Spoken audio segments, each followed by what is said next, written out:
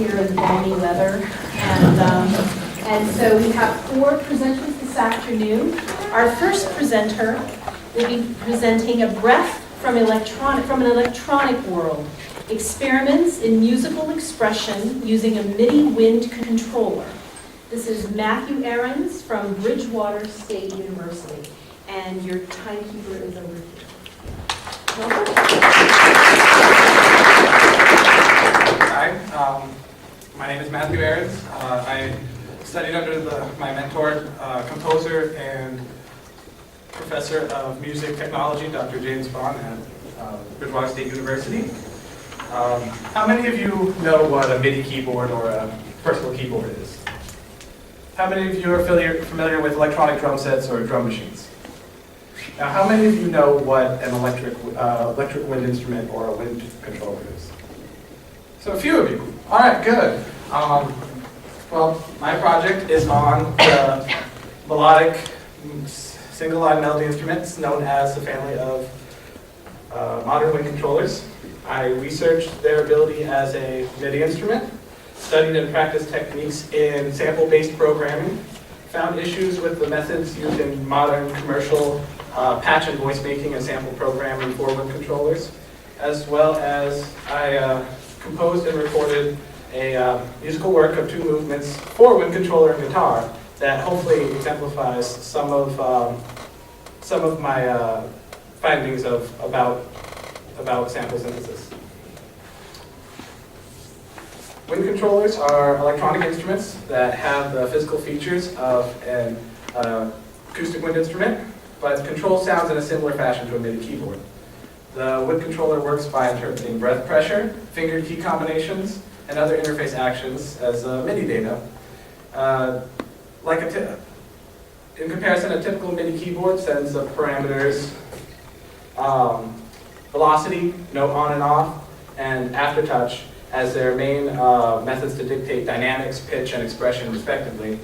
And they also have the peripherals that could be added for pitch bend and modulations like the pitch bend wheel and the mod wheel. On the contrary though, because wind controllers are primarily monophonic in style and cannot use polyphonic textures like chord voicings and voice leading to expand their timbre, they must have more control over several expressive parameters. And this is a similar way that saxophonists, clarinetists, brass instrumentalists use technique and embouchure and to expand their expressive vocabulary. The wind controller primarily uses the MIDI parameter, MIDI continuous controller 2, which is breath, in order to control how a sound is manipulated.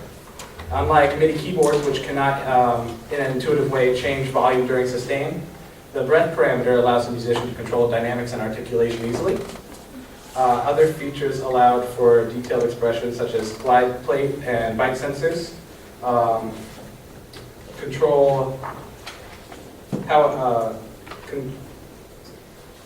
portamenti and glissandi, octave, hold, and sustain switches allow for simple polyphony like 2-note chords, and ground plates and synthetic reeds control pitch bend. These functions work intuitively with the instrument, so having explicit control over full detailed expression and being able to really hone in on timbre changes, it comes natural to playing the instrument. Controlling pitch. Here's another list of possible MIDI controllers that, while not built into the instrument, you can assign to peripherals and use for added timbre and effect control. Controlling pitch on the wind synthesizer or wind controller is nearly identical to changing notes on a key wind instrument, as they are modeled typically after saxophones, recorders, and clarinets. One major difference between playing a wind controller and playing an acoustic instrument, though, is that the typical wind controller has a full 8-octave range. And while in an acoustic instrument, sometimes you change fingerings as you go up the instrument because of acoustic properties, your board gets narrower, or you have a change in instrument shape. This is it just sends mathematically, like in our valve fingering system, it just sends add 2 whole steps minus 1 half step. So you only need fingerings for 1 octave, and then you use a set of octave rollers or octave keys like seen here, these are octave buttons to change octaves, but you finger the same in every octave. On the contemporary wind controller, the Yamaha WX5, this is controlled with compressible keys, as seen on the left here, and you change octaves with the buttons.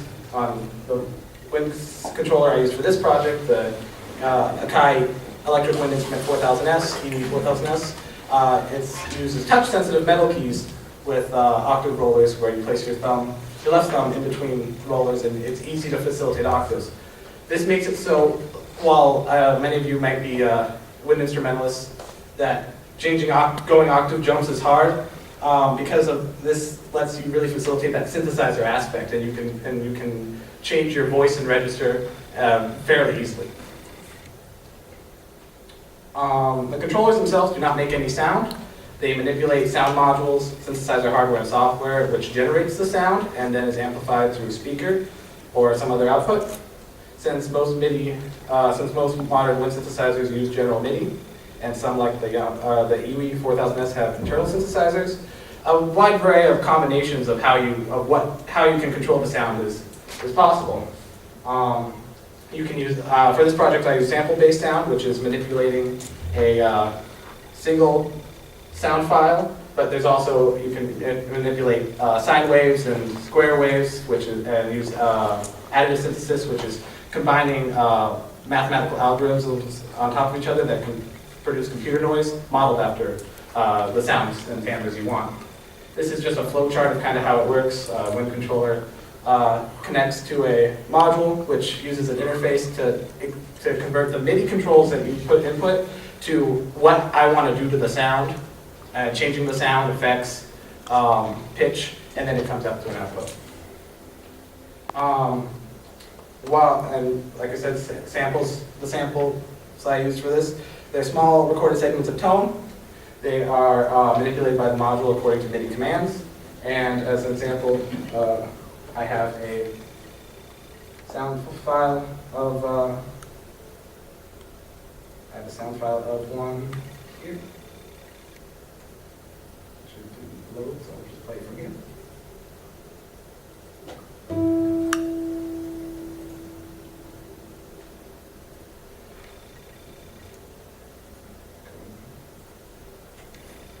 Sample can be divided into 4 basic parts: attack, resonance, decay, and cutoff.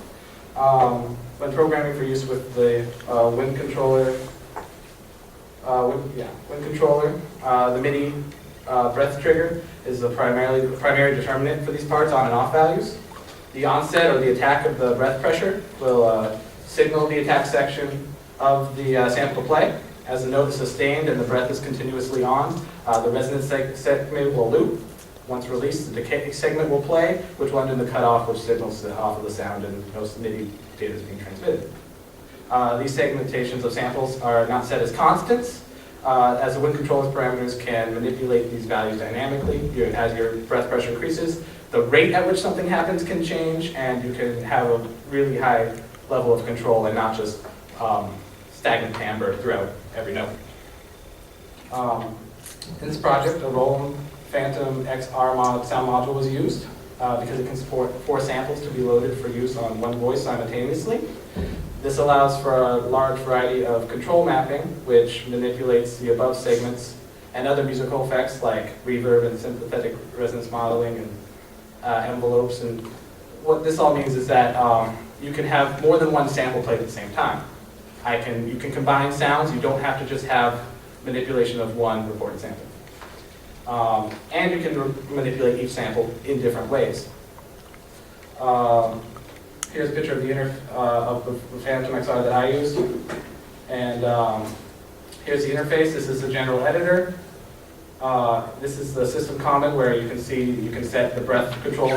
MIDI keyboard would use velocity in place of that control 3. This is how you would input each sample in the 4 sample set, and you would program whether you want attack to be, maybe you want to cut out all articulation from the sample, maybe you want the resonance from tone 2, but you want the attack from tone 1, and you can, in great detail, manipulate them to be controlled from the synthesizer. This is some more mapping similar to the last one, but just really how you want input to be translated, how you want breath pressure. Here, breath pressure is translated on source 3 as volume, which is level, and cutoff. So when I stop my breath real quick, it stops real quick. There's no resonance, or I'm sorry, there's no decay. And then this is velocity range, where if you want maybe to map certain samples over several pitches, if I want a low E string on a guitar sample to be in my bottom range, but I want a high E string to have a better sound in my upper register, I can create artificial registers. I can create fading by maybe velocity control, which I've mapped by breath. So, huge amount of expression. What I found was when dissecting some commercially available patches that the wind synthesizers are primarily used as an emulation device. Approximately 90% of commercial patches available for wind synthesizer, as on per Mattron's Patchman Music website, were approximately 90% of them were emulation. So they were modeled after violins, clarinets. There's nothing very specific about them, other than they were just single sample emulation patches. The rest were synthetic timbres, modeled after famous or standard electronic voices, like if you've ever heard the song Hot Butter Popcorn, which was a staple in synthesized music. That sound, popcorn, was one of the first popular sine wave of the Moog generation. Acoustic wind instruments, you can express yourself over multiple timbres, cross registers. And so by combining all these patches, you can use techniques. I found that a lot of them were not using this, using only one sample in your voice, made it so you're temporarily flat. It was really uninteresting, and it sounded my pitch in my upper register sounded the same as my lower register and across 8 octaves. If I want something really expressive or really dynamic, it wasn't there. So what I did was I created and used custom sample that addressed these issues. I used two classical acoustic guitar samples, algorithms for breath control, so it would sound like it is being played by a wind instrument, and then the articulation from an acoustic guitar for my natural harmonics. As you know, on guitar, your natural harmonics on the 12th fret and the 5th fret with that ping sound. I mimic that with the acoustic guitar to have a nice piercing tone. The samples were cross-faded to create artificial registers, like I showed before. The acoustic guitar is only voiced in the harmonics timbre. I matched the patches together so that they would loop and they would sound as one sound by comparing the centroid, which is the average brightness, or the average quality of timbre, to make them kind of sound as similar as possible. And the result was a voice with a timbre and feel unique to both guitar and wind. We only have time for one of the movements, so I will just play this movement out until the end. This is the second movement of my work blend for evening guitar, and it's called Ping.